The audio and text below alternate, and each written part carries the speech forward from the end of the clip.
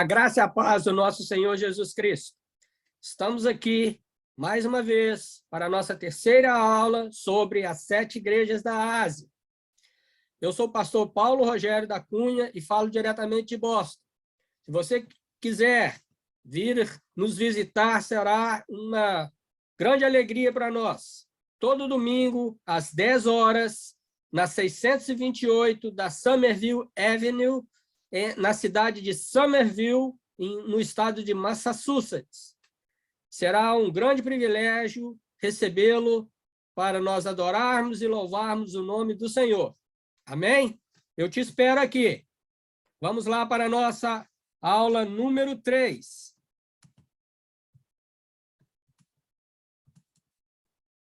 Aula de número 3. Vamos colocar no modo apresentação, ok? Primeira carta, Igreja de Éfeso.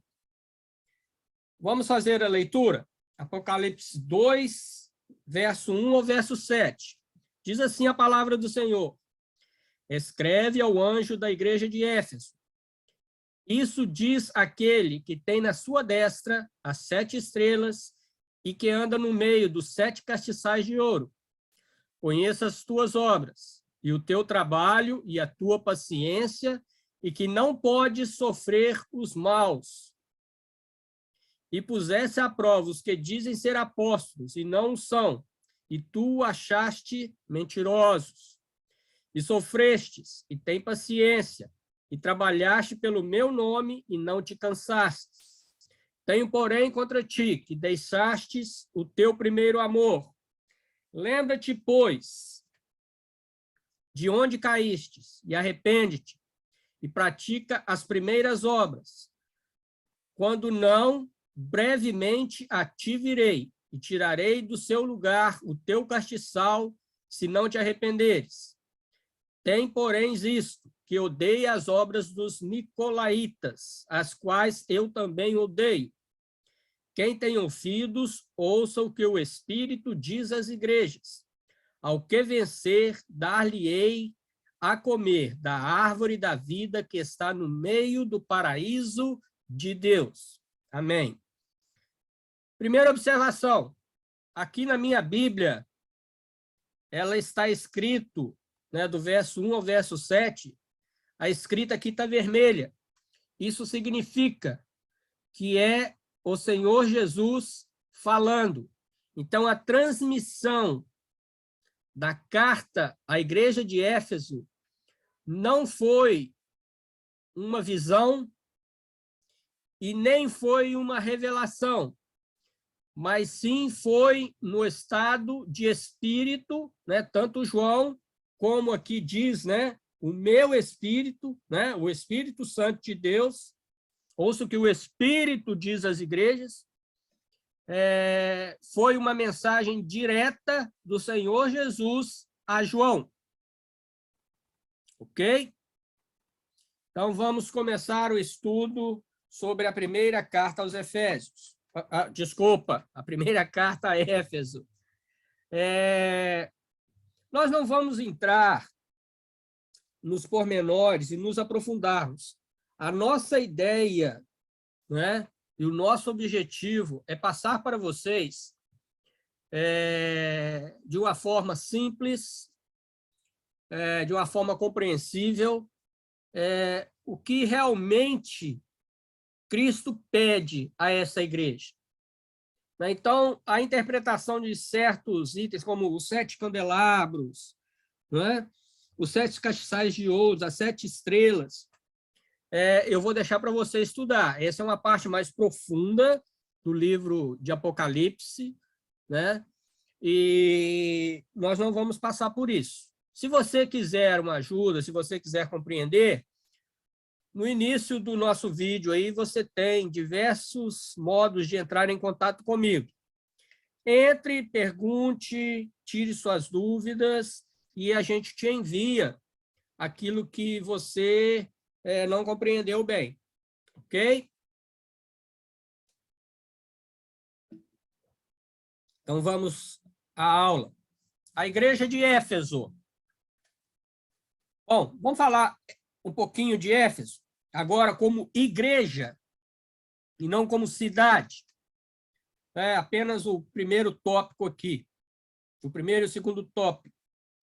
Apesar de Éfeso não ser a capital romana na Ásia Menor, né, ela era a principal cidade do império nessa região. Era a maior cidade, né? Ela possuía um porto, né, e um grande centro comercial. Então, nós sabemos que as mercadorias chegavam e, por si só, as mercadorias chegando no seu porto, a cidade já se tornava uma cidade de compra e venda, né? Se tornava uma cidade onde o dinheiro, ele, vamos dizer assim, rolava, né, facilmente para o comércio, ok? Bom, o paganismo na cidade de Éfeso era muito grande, né? Nós lemos isso, né, em Atos, né, quando Paulo foi visto lá e eles queriam, né, diante dos milagres que Paulo tinha feito, eles já queriam, né, logo já colocar Paulo como um deus também, né? E nós vemos que Diana era a deusa principal, né? Tanto que nesse Atos 19, 23 a 25 e 28 a 35, nós vemos lá um dos versículos que diz que, né, a grande Diana dos Efésios, né? É o versículo 28. Nós vemos no 35, né, que Paulo foi comparado a Júpiter. Quer dizer, então, assim, tudo girava em torno de deuses. Então, Paulo, ali naquela cidade de Éfeso, né, formando a igreja, junto com Áquila e Priscila, né, que foi os fundadores daquela igreja, junto com o discipulado de Paulo, tudo virava deuses. Então, era uma cidade pagã. Não é? E nós vemos que as Escrituras diz que a Timóteo também contribuiu para o crescimento espiritual dessa igreja. Está aí as citações, nós não vamos ler, você pode ver. Né? Eu vou ler o 26.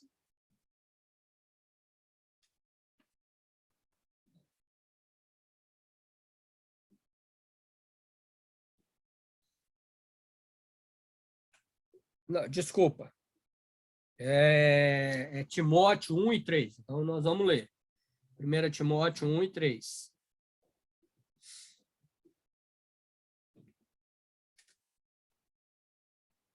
Está aí.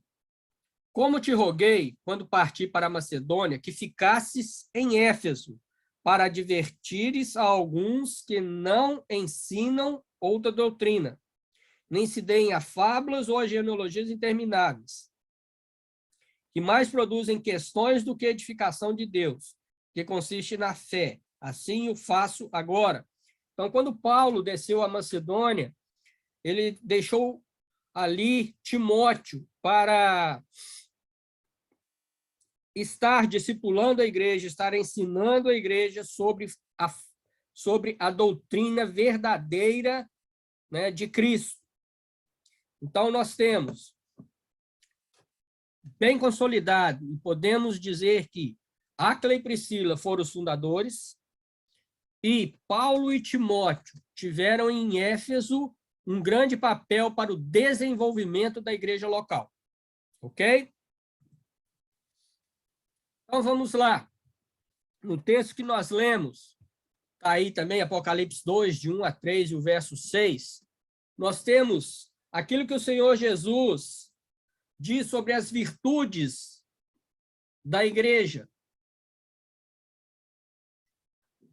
Ele exalta o trabalho árduo, a perseverança, a paciência e a ortodoxia. O que é a ortodoxia? Ortodoxia é nada mais do que a doutrina dos apóstolos, aquela que é citada lá no início do livro de Atos, né? Ela suportou a perseguição. Nós sabemos que houve um tempo de perseguição, né? Principalmente dos imperadores romanos, onde eles eram os deuses e não aceitavam nenhuma outra pessoa ou um grupo de pessoas que colocassem outros deuses ou outro governante em suas vidas. Não é? Então, ela suportou essa perseguição no Templo dos Romanos.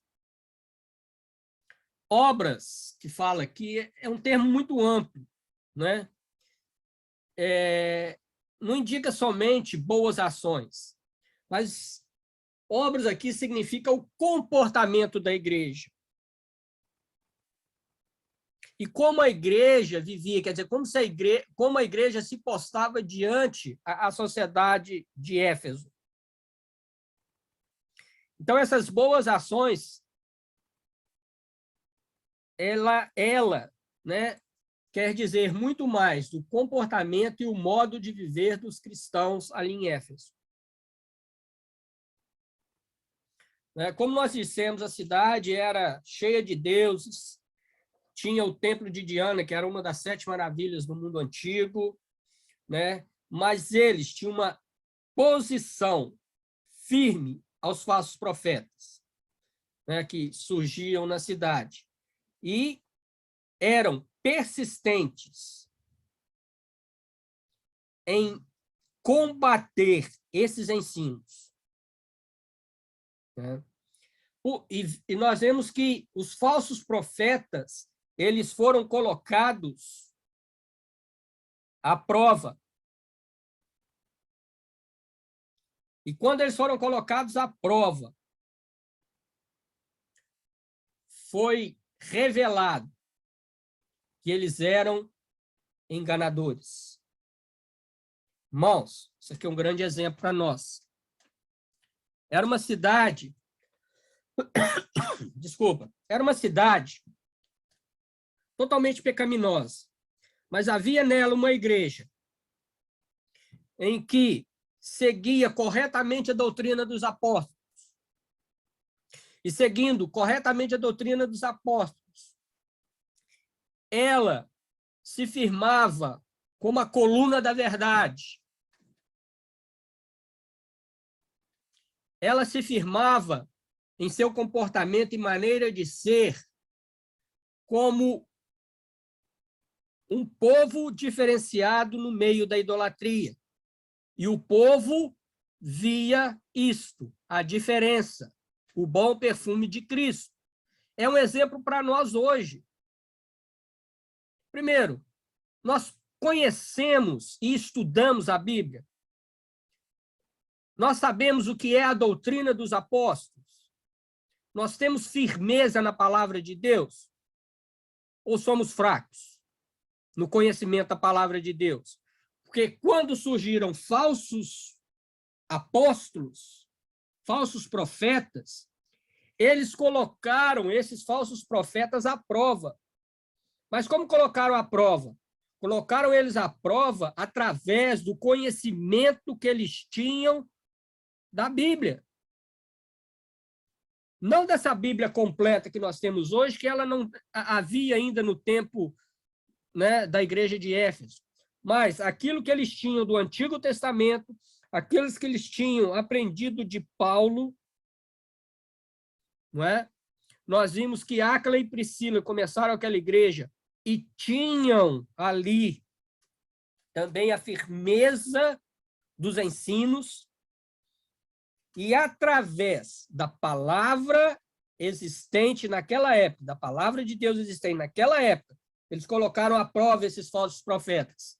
E eles foram achados em falta e foram tidos como enganadores, porque eles conheciam, e não apenas conheciam, mas se comportavam e viviam diante da doutrina dos apóstolos. E outra, era uma igreja perseverante. É um ensino para nós hoje. Nós temos essas qualidades que a igreja de Éfeso apresentava. É uma pergunta que eu deixo para você que está me ouvindo, né, que está me vendo. Uma pergunta. A sua igreja tem feito isso? É um silêncio para você pensar um pouquinho. Talvez você pense, mas eu sou tão pequeno, eu sou simplesmente um membro. Você é um membro da igreja de Cristo. Cristo te comprou. Você pode ser o agente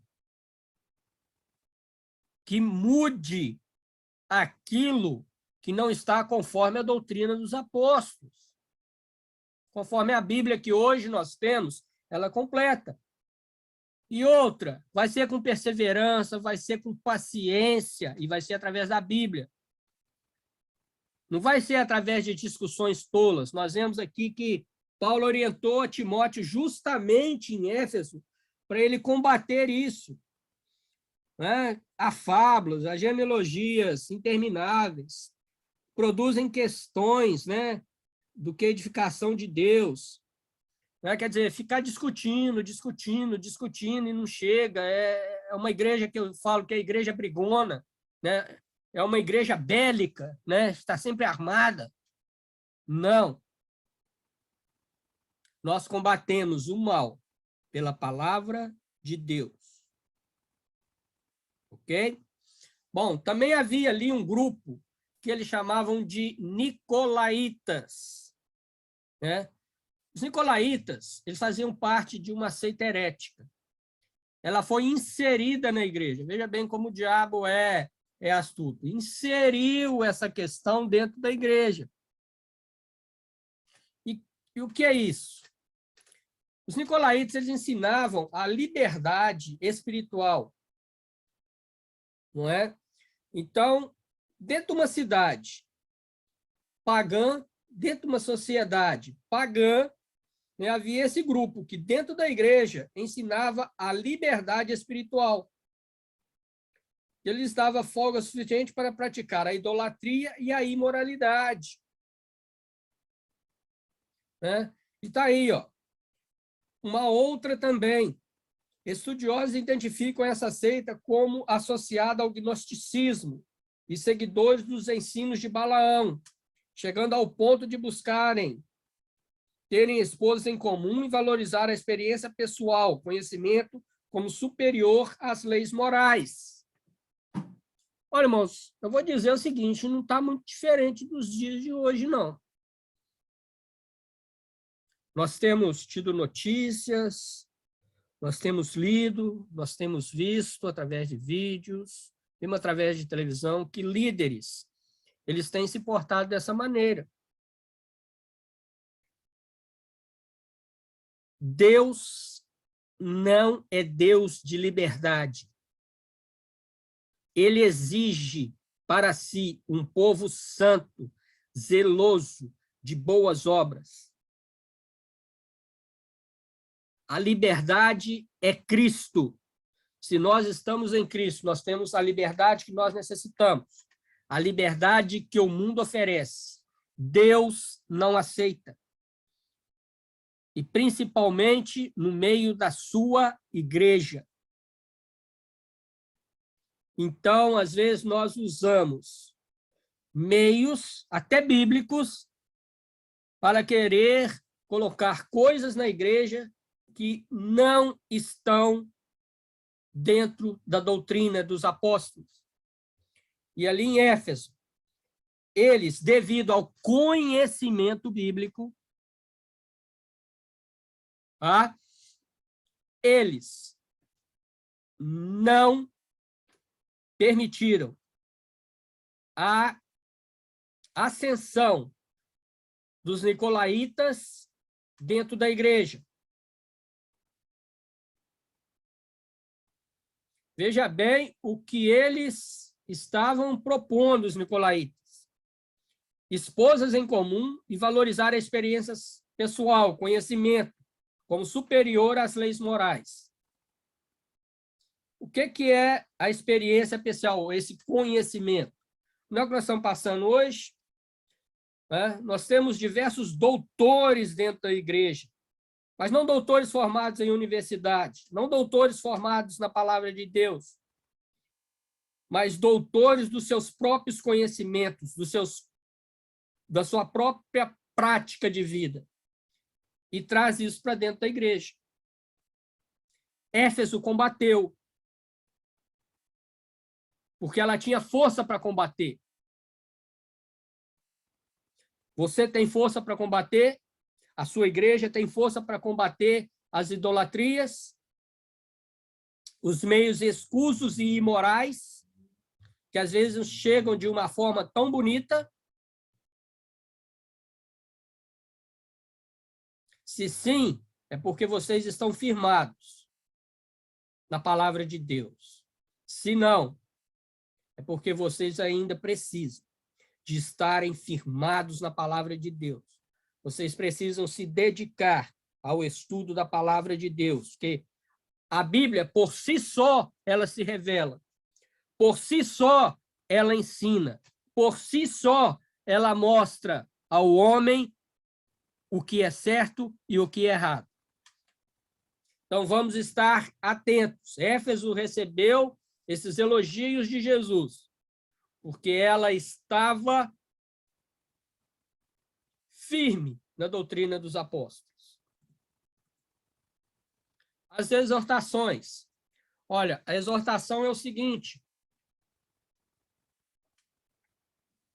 apesar de firme, o Senhor Jesus advertiu severamente a igreja, dizendo: olha, deixastes o primeiro amor.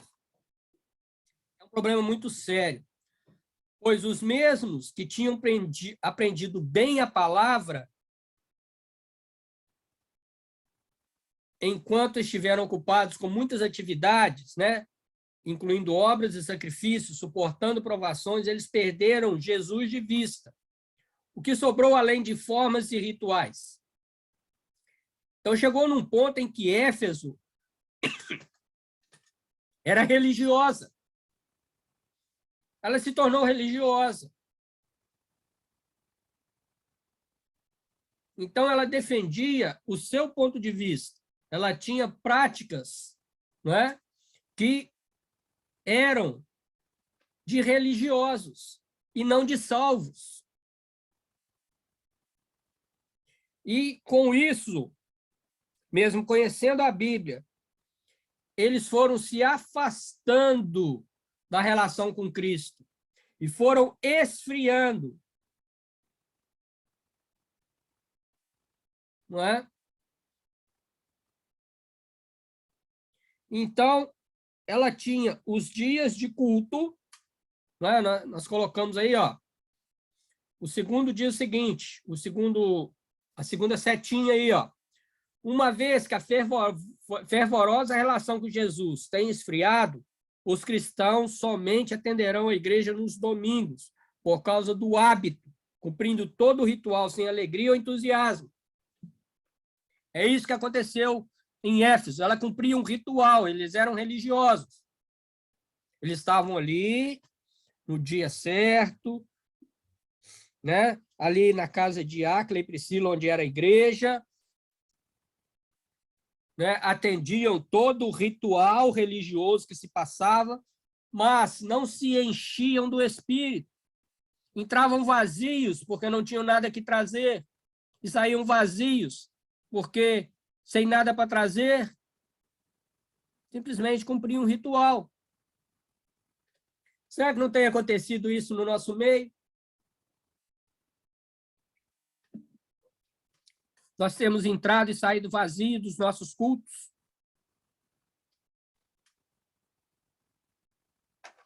Temos cumprido o mandamento de Jesus, temos cantado louvores, temos pregado, mas às vezes nós sentimos a falta do Espírito Santo presente em nossos cultos.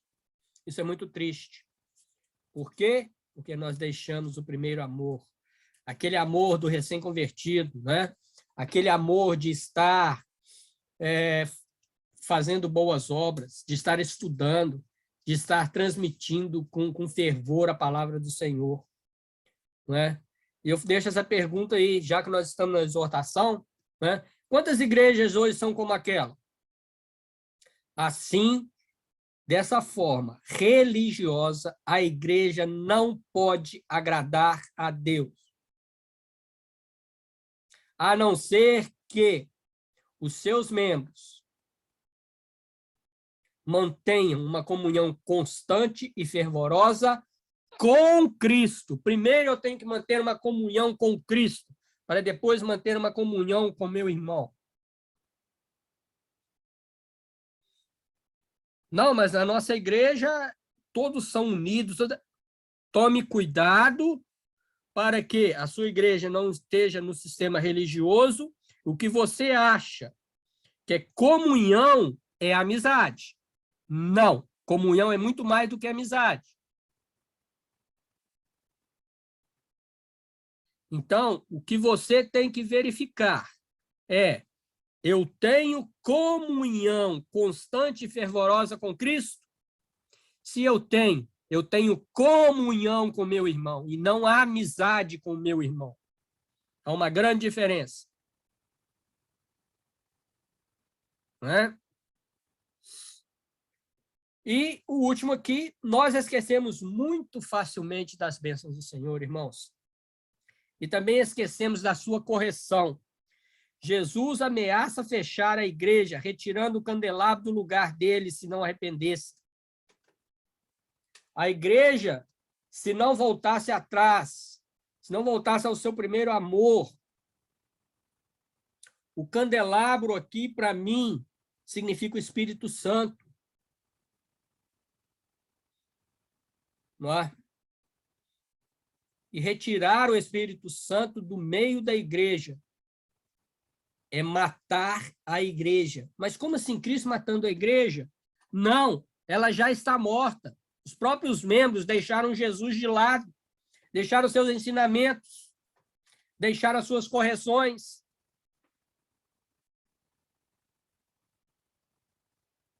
Então, a questão de Éfeso é que ela se tornou uma igreja religiosa e não uma igreja onde Cristo era o centro.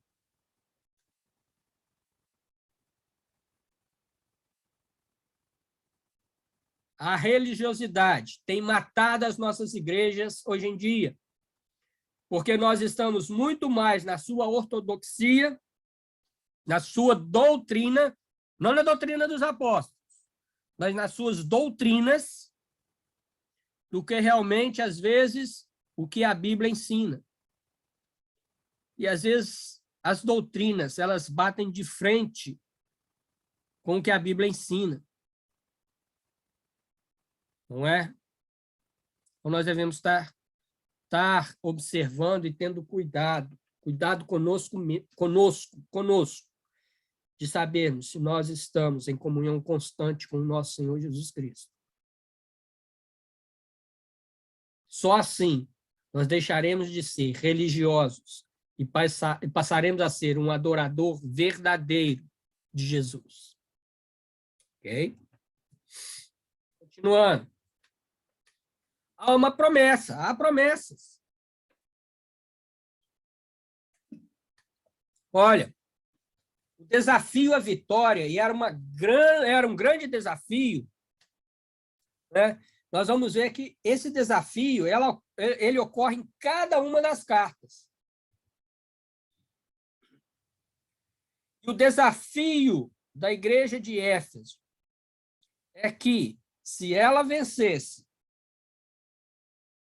todas aquelas coisas que a atrapalhavam a ser uma igreja verdadeiramente cristã, era que a promessa era comer da árvore da vida que está no meio do paraíso de Deus.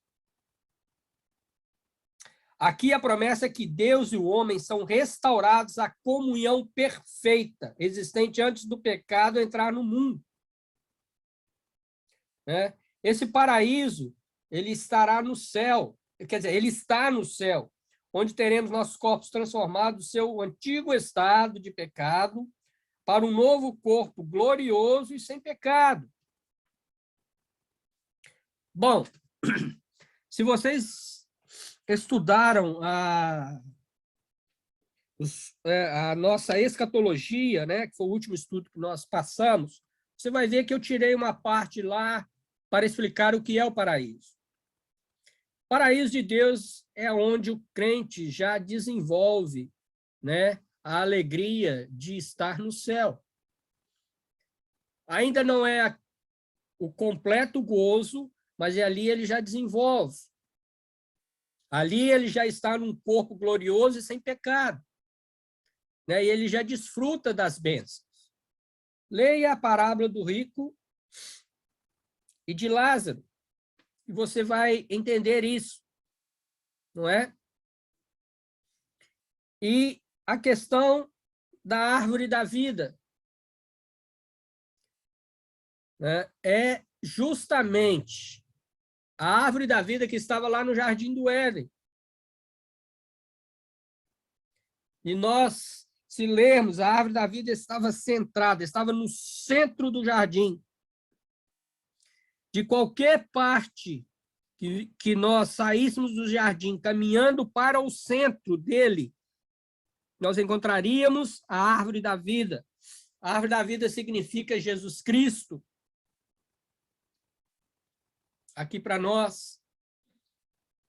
Então, a promessa é essa. Se nós continuarmos firmes, a promessa é comer da árvore da vida que está no meio do paraíso de Deus. É a completa comunhão. Deus Pai, Deus Filho e Deus Espírito Santo. E ela estará ali com o seu fruto. E o seu fruto é dado em cada estação.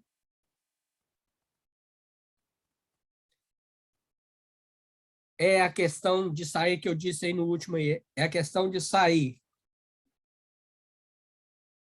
né, do natural para o espiritual. Isso irá nos proporcionar uma vida eterna com Deus e o poder de comer da árvore da vida. Então, essa é a promessa a Éfeso. Viva uma vida espiritual ativa.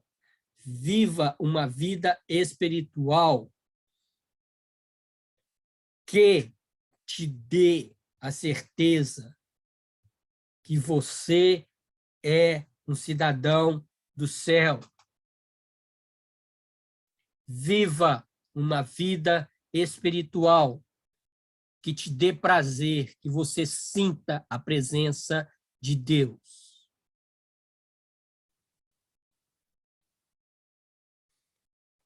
Bom, para o fim aqui, né? Éfeso significa desejável. Dentro da era da igreja, a questão da escatologia, ela se coloca entre o ano 31 a 100 depois de Cristo. É a época dos apóstolos, não é? E dentro do seu contexto teológico, né, ela está dentro do primeiro século, é a época dos apóstolos, o evangelho é puro, também há um tempo de expansão do evangelho, né, justamente, principalmente naquela região da Ásia e da Grécia, né? E nós vemos Paulo entrando para a Europa, né? Nós vemos numa carta em que fala sobre a Espanha, né? Então também o evangelho estava se expandindo para dentro da Europa. E segundo os historiadores, os cristãos chegavam perto dos 6 milhões. Veja bem, não era em Éfeso, mas diversos estudos apontam que essa expansão do evangelho, esse grande anúncio do evangelho, dentro dessa era da igreja aí, mais ou menos até 100, 110 depois de Cristo, havia perto de 6 milhões de pessoas. Se nós contarmos que 6 milhões de pessoas, onde antigamente haviam praticamente só as estradas romanas, não é? E o evangelho era proclamado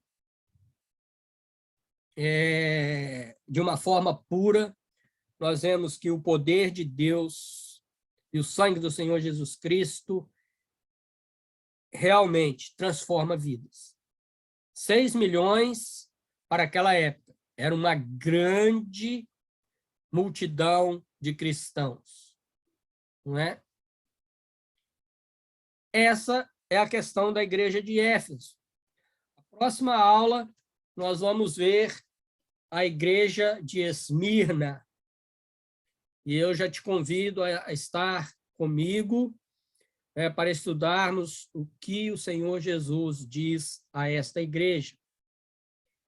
Então, que o Senhor te abençoe, que o Senhor te guarde, que o Senhor te dê a paz. E te aguardo na próxima aula. Fique com Deus. Tchau, tchau.